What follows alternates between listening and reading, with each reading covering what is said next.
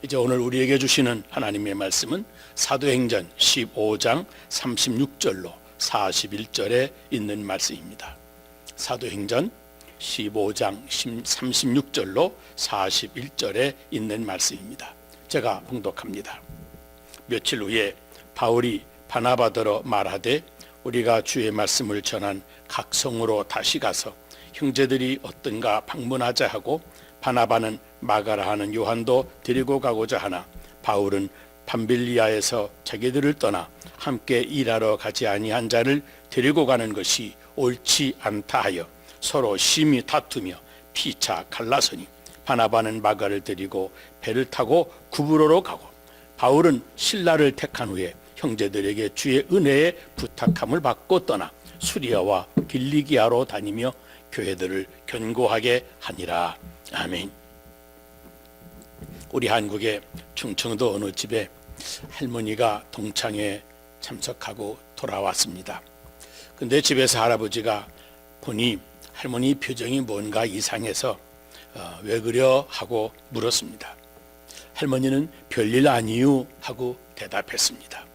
그러나 할머니 눈치를 보다른 할아버지는 별일 아니긴 무슨 일이 있었구먼 하고 물어보자 할머니는 빽 소리를 치면서 아니니까요 왜 그래요 하면서 화를 내는 것입니다. 그래서 이번에는 할아버지가 이렇게 질문합니다. 당신만 밍크코트가 없었소? 할머니는 아무 말도 않습니다. 그러자 또 당신만 다이아 반지가 없었어? 그래도 아무 말도 하지 않습니다. 할아버지가 그럼 뭐요? 하고 하자 할머니가 안 하려고 하던 말을 이렇게 하더랍니다. 아유 나만 남편이 아직도 살아있시오 하더랍니다. 여러분 사람을 만나면서 헤어질 때까지 갈등의 연속입니다. 그래서 불란서의 에취에이 탄이라고 하는 철학자가 이런 말을 했습니다. 결혼 후 첫 일주일 동안은 서로 관찰하며 살고 그 다음 3개월은 서로 사랑하며 산다. 그리고 그 다음 3년은 서로 싸우며 살고 그 뒤로 30년은 용서하며 산다 그랬습니다. 여러분 어떻습니까? 공감하십니까? 우리가 사는 사회에는 항상 이 갈등이 있기 마련입니다. 갈등의 종류와 강도 또 그 지속기간이 서로 다를지는 모르지만 사람이 함께 사는데 갈등이 전혀 없을 수는 없는 것입니다.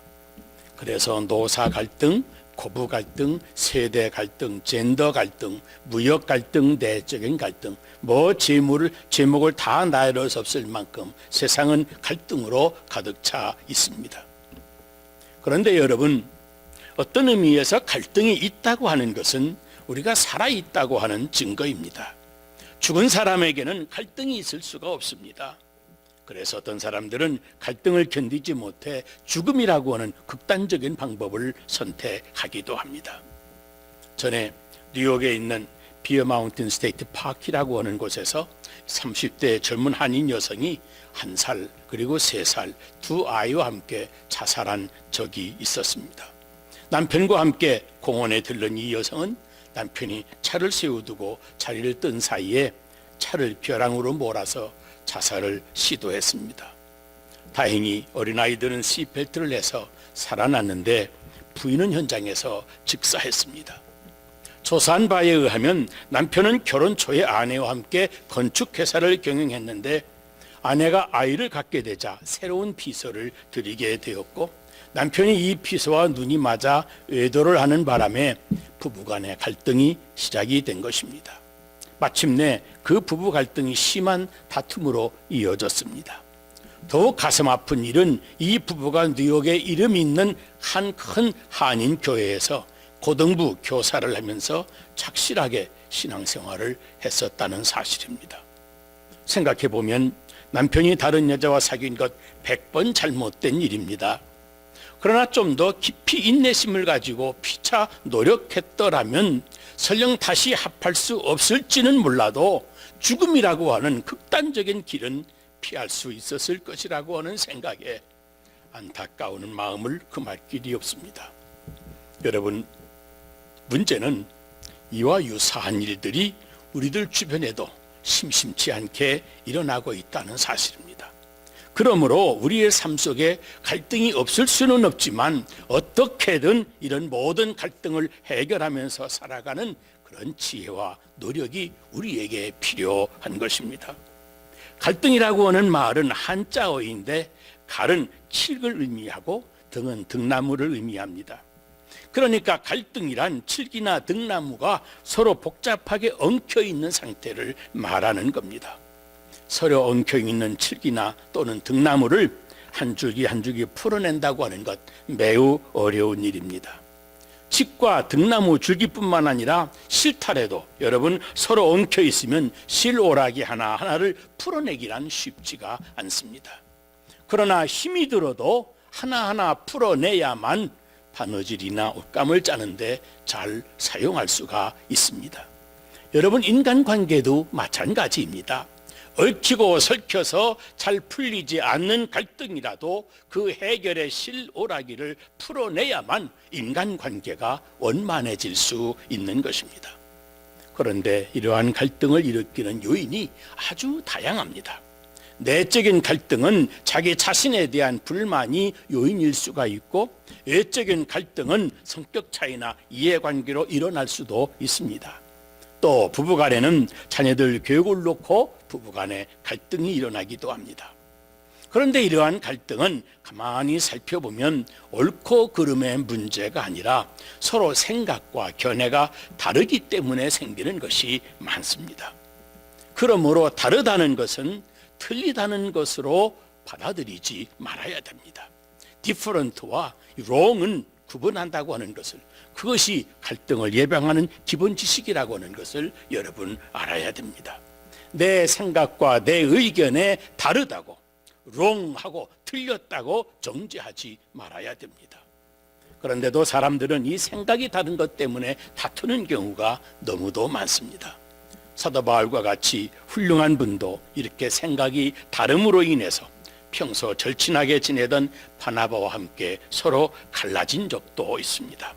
오늘 보면 사도행전 15장 36절 이하의 그 사실을 기록해 줍니다. 사도 바울이 2차 선교여행을 떠나려 할 때 마가라고 하는 요한을 데리고 가느냐 마느냐 하는 문제로 바나바와 심히 다투었습니다. 마가라고 하는 요한은 사도 바울의 생질로서 1차 선교여행 때 함께 동행은 했는데 중도에 그만 이탈을 해서 예루살렘으로 돌아가 버린 사람이었습니다.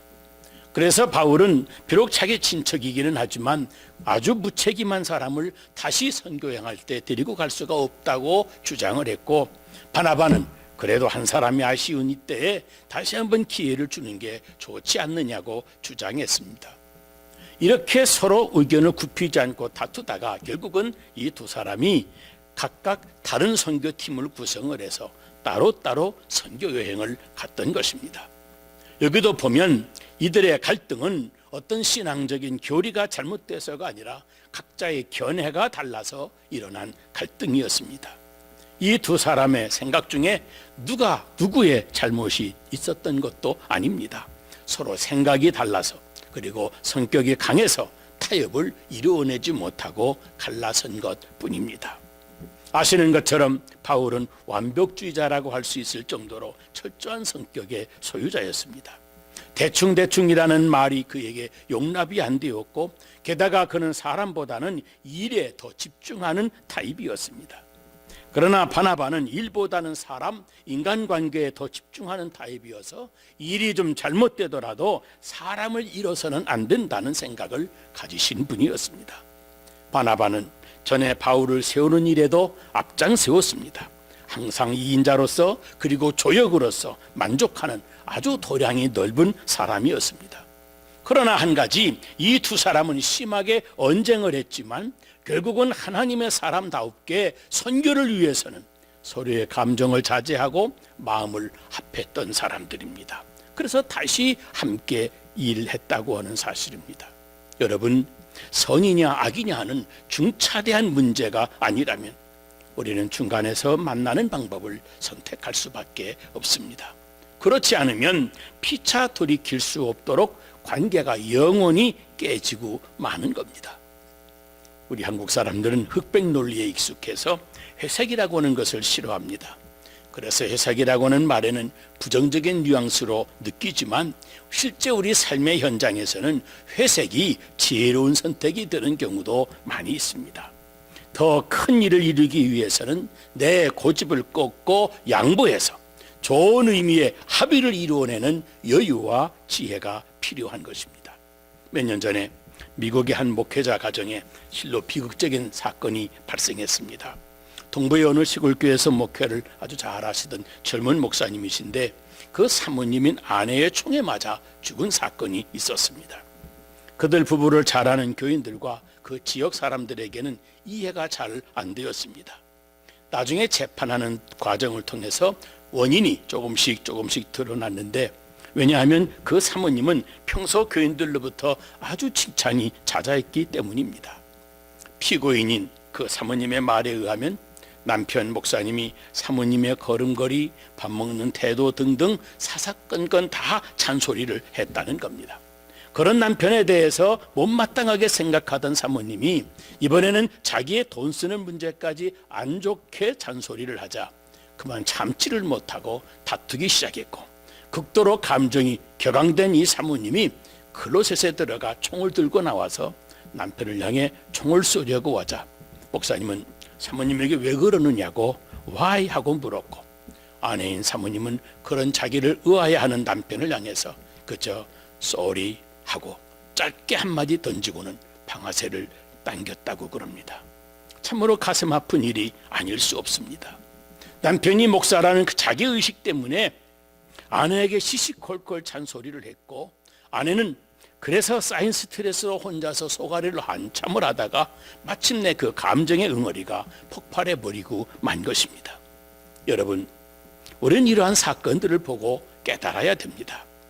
우리가 지금 미국의 98% 이상이 코로나 사태로 가택연금을 당한 채 한 달이 넘어갑니다. 태초 이래 처음 있는 일입니다. 사람들이 갑자기 집에서 이렇게 많은 시간을 어찌할 줄을 몰라 당황해하고 있습니다. 어떤 사람들은 부부간에 상대방이 이런 사람인 줄을 몰랐노라고 아내나 남편의 새로운 성격과 그 인격을 부딪혀가면서 실망하고 개탄하기도 한답니다. 하루 이틀은 처음 휴가를 만난 것처럼 좋았는데 사흘이 지나고 한 주간이 지나면서 집안에서 하루 종일 할 일도 없이 빈둥빈둥하는 것도 보기도 싫고 너무 지겨웠고 힘들어서 애꿎은 아이들에게만 잔소리를 하는가 하면 눈만 뜨면 부부간에 잔소리를 하다가 부부싸움으로 이어진다고 그럽니다. 그런데 여러분, 이게 교회 생활에서도 마찬가지입니다. 함께 예배 드리지, 모여서 예배 드리지도 못하고, 그래서 영성이 무디어지고 답답해져서 은혜롭게 생각을 할 줄 모르고 불만과 날카로운 비판 정신만 증폭이 돼서 문득 갈등을 일으키고 스스로 시험이 드는 교인들이 많이 있습니다. 그러나 여러분 생각해 보면 이러한 모든 갈등들은 죄냐 아니냐 하는 본질의 문제가 아닙니다. 단지 서로의 성격과 생각이 달라서 일어나는 갈등들입니다. 그러므로 우리는 우리 내면을 아름답게 가꾸도록 노력해야 됩니다. 우리 마음의 정원에 오해와 미움, 시기 같은 잡초는 보이는 대로 다 뽑아내고 사랑과 용서, 인내와 관용 같은 향기로운 화초는 더 거름을 주고 복도 다 주어서 더 잘 자라도록 해야만 될 것입니다. 바울과 바나바는 비록 한순간 감정 싸움을 하며 심하게 다투었지만 그 감정이 오래가지를 않았습니다. 그들은 복음 전파라고 하는 중차대한 이 선교적 사명을 위해서 다 양쪽으로 한 번씩 양보해서 선교의 동역자로서 협력하는 아름다운 모습을 보여주었습니다. 바울도 그렇게 못마땅하게 여겼던 마가라고 하는 요한도 선교의 조력자로 귀하게 사역할 수 있도록 다시 관용을 베풀어 세워주었습니다. 여러분, 인간은 감정의 동물입니다. 그러므로 누구든지 다른 생각, 다른 느낌을 가질 수가 있습니다. 그러므로 서로 다투기 전이든 다툰 그 후이든 간에 어떤 경우이든 감정의 결이 더 깊어지지 않도록 조심하는 것이 중요합니다. 잠언 17장 14절에 다툼의 시작은 뚝에서 물이 새는 것 같은즉 싸움이 일어나기 전에 그 시비를 그칠 것이니라 그랬습니다.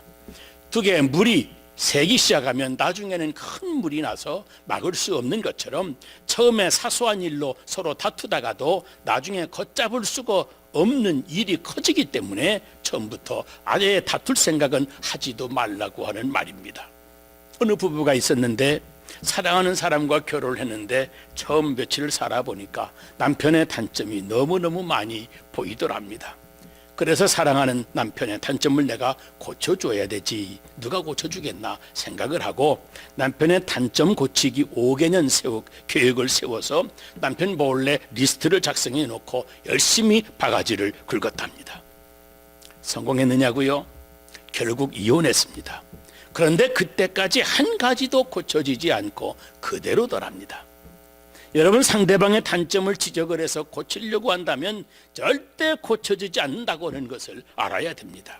잔소리로 고쳐진 남편 이 지구상에 한 사람도 없습니다. 성경을 보면 하나님은 고치는 배필이 아니라 돕는 배필이 되라고 아내를 만들었습니다.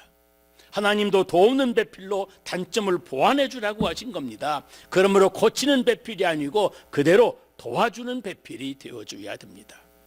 고쳐준다고 하다가 그만 갈등이 생기면 모든 것이 다 힘들어집니다. 삶이 피곤해지고 인생 살맛도 나지 않습니다. 소중한 삶의 에너지만 소모되고 마는 것입니다.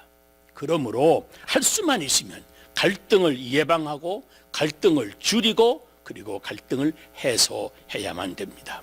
내 의견과 다르다고 틀리다고 하는 것이 아님을 인정하고 우리 마음에 원망과 불만이 스며들지 않도록 무엇보다도 각자 자기의 마음을 잘 지켜야 됩니다. 갈등을 줄이기 위해서 이해하고 먼저 양보해야 됩니다. 그리고 갈등의 후유증을 해소하기 위해서 더 큰 뜻을 위해서는 내 뜻을 포기하고 상대방과의 중간의 마음에서 하나로 모아질 수도 있어야 됩니다. 원망의 생각과 교만한 마음은 여러분 금물입니다.